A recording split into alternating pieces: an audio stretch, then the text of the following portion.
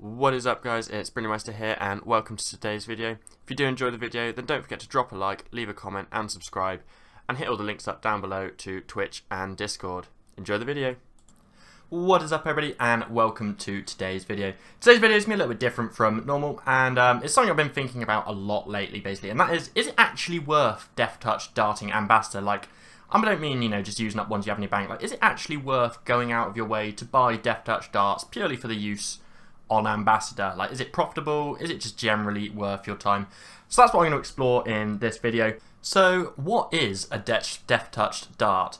Deathtouched darts can basically be used to instantly kill a majority of monsters in RuneScape. There are some limitations to this. For example, Telos, it'll only do one phase, and there are certain bosses and stuff that it won't work on. So if you are going to use it on something, then definitely check the wiki. You can just use the /wiki Deathtouched dart, and you can then look into it and see whether the thing that you want to use it on, it basically works on. Ambassador is one of the things it does work on. They're often used for potential profit by darting Nex or Calfight King or Ambassador. The Nex and the Calfight King are more outdated ones. They're what people did before Ambassador out, because you had the best chance of getting a decent value drop out of them. They do have some other niche uses, and some of them could be like saving your streak at Telos in P5 if you're about to get like the insta-kill mechanic and you can just dart it to save the thingy.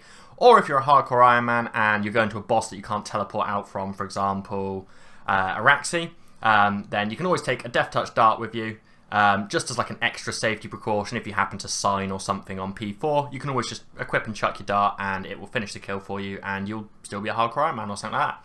So it's definitely worth having, a couple of them around on your account if you're a hardcore Iron Man. So you might be thinking that these sound pretty awesome and thinking, where can I get one?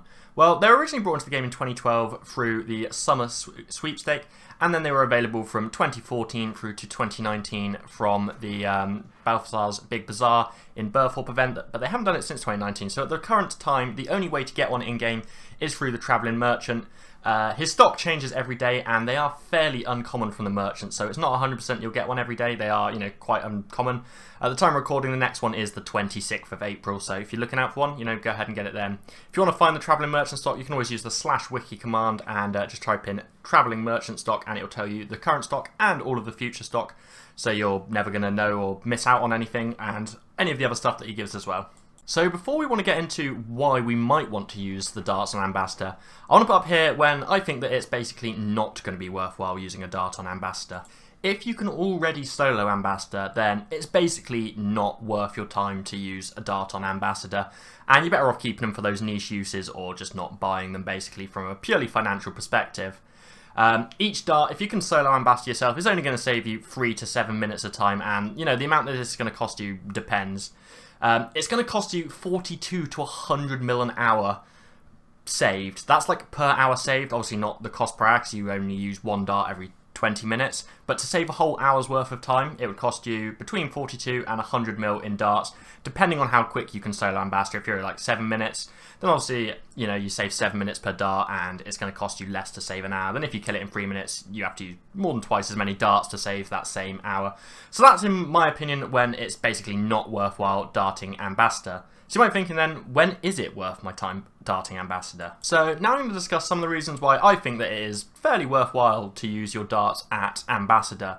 There's a 1 in 55 chance at an Eldritch crossbow piece in solo mode, which is a substantial amount of money. According to the Discord Sooty price bot, they range between sort of like 700 mil to 1 bill. So it's a very, very big value item if you do get lucky and get one. If you can't solo Ambassador yourself, obviously, darting it is a very good way to get kills and get yourself a chance at the crossbow piece, which is good. In my opinion, Deathtouched darts almost feel like RuneScape's lottery ticket, if that makes sense. You kind of buy one and then you hope you get lucky and get the big payout. Another thing that you need to be able to do to make this worthwhile is be able to solo up to Ambassador. So you need to be able to make it all the way through Tarakat and everything like that by yourself.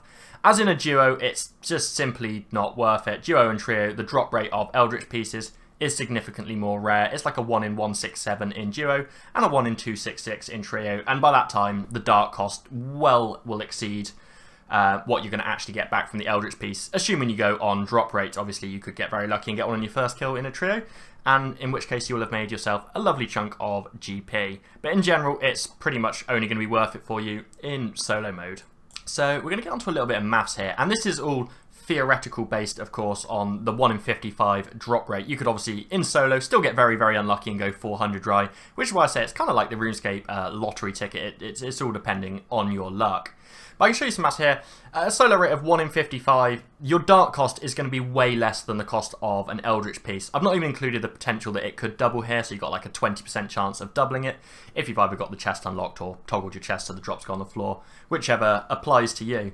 So at the time of recording, like I said, the Eldritch pieces seem to range between 780 mil and 1 bill. Their GE prices are a little bit different, but I tend to trust the Discord bot because that is actual what it has been bought and sold at, and you know, you can click on them and see the actual screenshot of it being bought and sold, so that is the price that they are going for. There is a theoretical profit on getting an Eldritch piece. If you go on drop rate of 1 in 55, you're going to profit.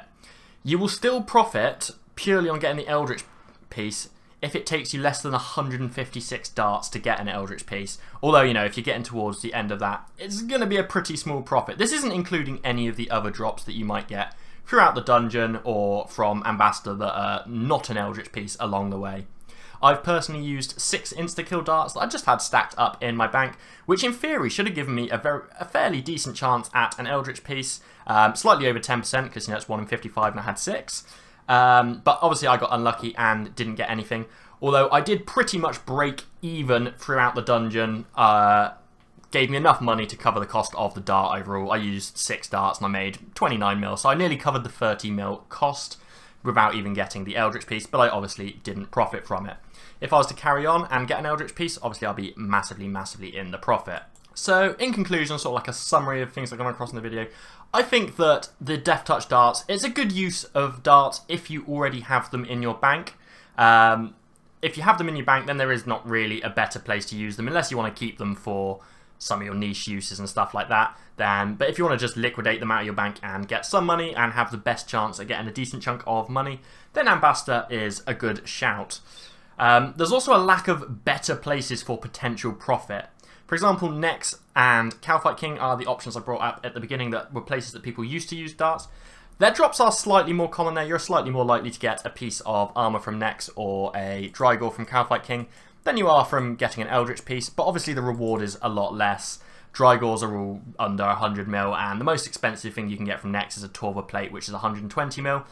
And even to land that, you know, most of the other drops from Nex are a lot less. You know, quite a few of them are around 5 mil, a few around 20, 30 mil. So there's a high chance you won't get it. Whereas if at Ambassador, you've got a slightly lower chance, but if you get something, it's going to be really good. The other reason you might want to keep it is, for example, if you're a hardcore Iron Man, you probably want to keep a couple of them in your bank just for protecting yourself at bosses when you can't tele out and stuff like that. And my last thing is, this is definitely not a reliable moneymaker over time. It's not something I'll suggest as a moneymaker. The darts are so infrequent in the store that you can't get enough to do it as a consistent moneymaker. And even if you could, the fact that it takes 20 minutes to go through the dungeon to throw a dart, and most of the time you're probably going to break even, if not make a slight loss or profit. In my opinion, it doesn't make it a very reliable moneymaker over time. It's one of those things that, you know, it's fun to do every now and then, just for that chance at a big ticket item, but it's definitely not something that I could recommend to do as a money-making method overall. Thank you very much for watching this video. I really hope you did enjoy it, or at least found it informative in some way. If you did enjoy it, don't forget to leave a like and subscribe to my channel for all my future content. And as always, there are links in the description to Twitch and Discord if you'd like to check out either of those. There's also the option to take out a channel membership if you would like to, and it works in a similar way to subs on Twitch. And it will support me and the channel directly, and you get some cool badges, emotes, and some other little perks. And there's also a link to that in the description if you are interested as well. Until next time, guys, see ya.